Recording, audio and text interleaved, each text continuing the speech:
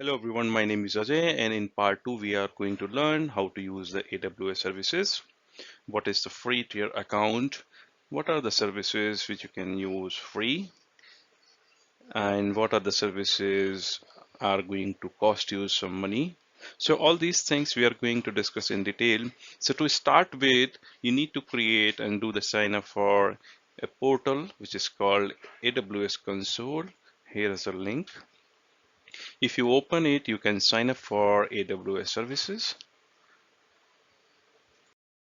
You can create a new account while clicking on create a new AWS account. And once you have account, you are going to see the two options. One option is going to be the root user. So this is a super user, I would say, which will have access for all the services, including billing, etc. And then you have IAM users. So root user can create multiple IAM users based on the functionality. For example, if you want to create a user who can manage only the compute services, maybe the second user will have the access for to create the storage services. Like that, you can assign multiple permissions to these IAM users. Since we are talking about creating a new user account, so let's click on the create a new AWS account. Then you are going to see the option sign up for AWS. Here you are going to give the email address for the root user and then verify email address. Once you hit the verify email address, you are going to get a code, passcode, which you need to fill in to go for the next step. As I mentioned earlier, from learning point of view or maybe for the certification purpose, you can use AWS Free Tier. If you are a kind of the startup who wants to start hosting services on the AWS, AWS is also going to provide you $100,000 credit, which can be utilized. So there are type of offers within the AWS services. Some of the offering is for free trials. Some offering is for 12 months free from the date you did the sign up. And there are some services, those are always free. If you click learn more about the free services, you are going to land on this page. And from here, you can click on 12 months free options. It is going to tell you what are the services available which you can use, and those are going to be the free for 12 months. However, there's a catch. These services are free, but they are free for limited uses. For example, if you're going to use EC2, which is going to be compute services, per month free users is going to be 750 hours for a micro instance. Very similarly, if you go for the storage, it provides you 5 GB of standard storage.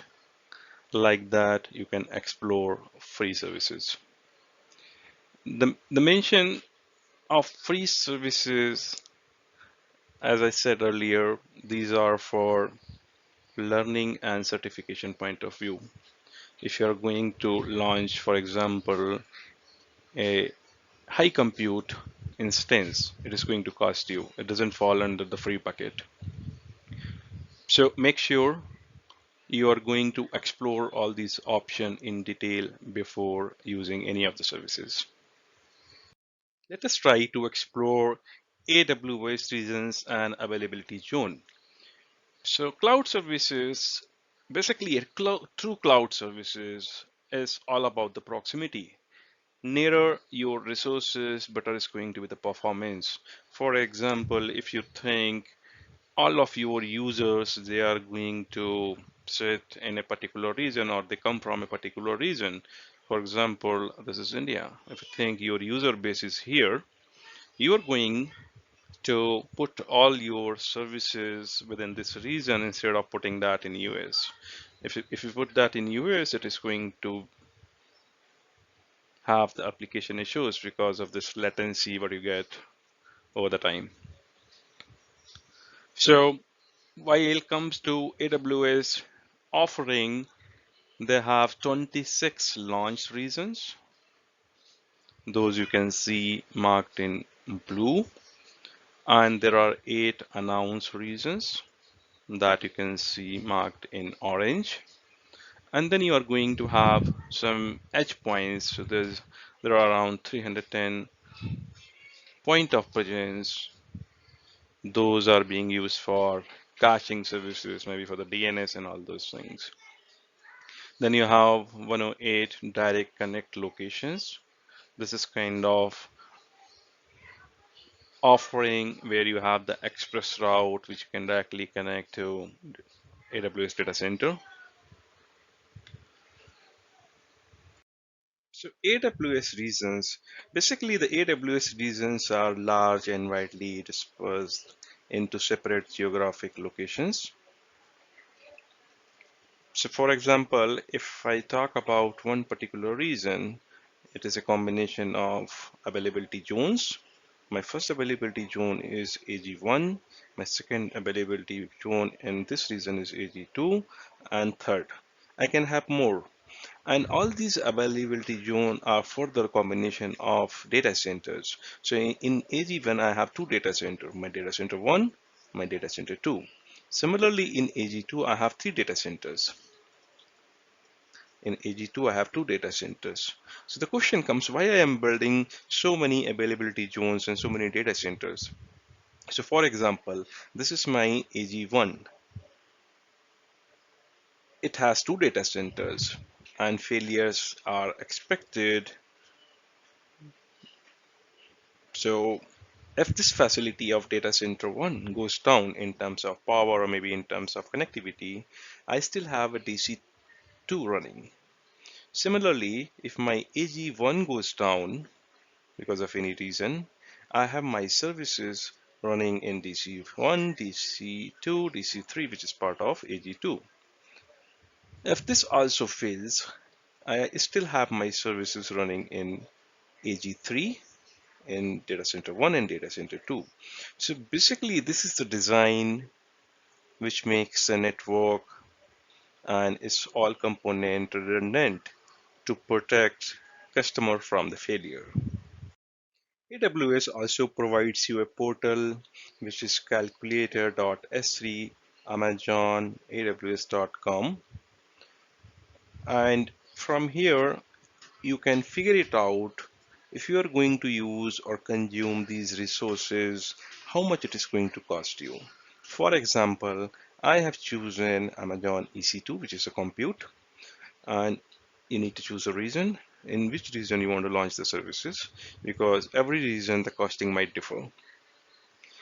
Description, whatever the description you can give, I have given just my name. How many instances of compute I want to launch? I just said 1. What is the usage? Usage is going to be the 100%. You can mention it hourly, week, monthly, whatever you want to choose. And this is going to be Linux on T3 2x large instance type. So it is going to give you the numbers. If I run this compute with the utilization 100% utilized per month, it is going to cost me $243.61 monthly. So you can keep on adding on the services and it is going to give you the overall costing on which is going to reflect on your monthly bill. So services are there. You can choose your service, whatever you want to utilize, and you can get the expected billing amount. You can also click on this button, and from here it is going to give you more advanced options. On the previous slide we have seen I have chosen the Linux. Now what if I want to go for the Windows Server? What if I want to go for Windows Server with SQL Enterprise? So these are the options for the operating systems are available. Choose the particular option, choose the instance type, how many, whether you want to go for medium, large or extra large or XX large instance, how many virtual CPU do you need, what is the memory needed, and what is input, output, IOPS. On demand hourly cost is going to be this much. So you choose all these options, then it's going to reflect you very similar way we have seen what is going to be the monthly expected billing for a particular instance. The AWS free tier is now also available in China.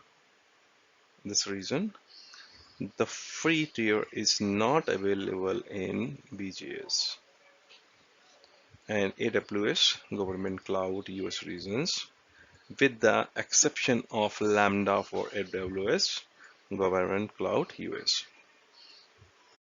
Let me try to make it more clear. So root user, as I mentioned, this is going to be the super user who is going to have all the visibility, and it can perform all the technical tasks as well. However, in a business organization, all those technical activities are done by IAM users. So the basic responsibility of a root user is to track the activity for IAM users, look at the billing, and all the technical activities goes to IAM users. Since we are talking about creating a new user account, so let's hit on create a new AWS account. I'm going to use my Outlook account to do a fresh sign up for the AWS services. There's a verification code which comes to this email ID, and once you verify it, you go to the next step. My verification is done while providing the passcode which I received on the email. Now I need to create a root user passwords and then continue. Now it is going to ask whether this account is going to be for business purpose or is personal. In my case, it's a personal. Choose the personal option, your name, your phone number, and your billing address, etc. And then go for the next. Next option, it is going to ask for your billing information, which is going to be verified by your credit or debit card. You need to put the expiry date, year, your name, and your CVV. And it is going to charge some amount just for the verification. In my case, 2 rupees was deducted from my credit card. Confirm your identity. So identity confirmation, you can use your SMS or the voice call. You need to put the mobile number with your country code where you receive the call or the SMS. Verify your code, what you receive from SMS, and hit the continue to go for the next step. This is very, very important. Make sure for learning and the certification purpose, you only choose the free tier, which is going to be the basic support. With all those options, your account is ready. You can click on AWS Management Console to access your free tier services.